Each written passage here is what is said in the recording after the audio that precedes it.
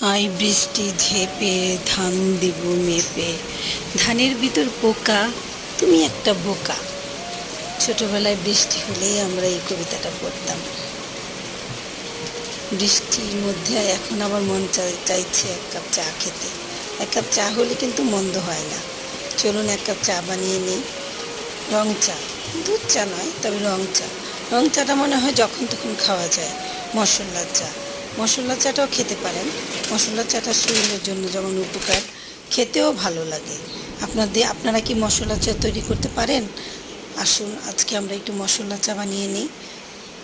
না, আজ নয়, আরেকদিন আপনাদেরকে মশলা চা বানানো শেখাবো। আপনারা কি জানেন মশলা চা বানানো কত সহজ? আমি কিন্তু মশলা চাটা খুব খাই। এই বৃষ্টিতে মশলা চা হলে কিন্তু মন্দ হয় না। এক কাপ চা, সাথে বৃষ্টি, সাথে একটা গান শুনলে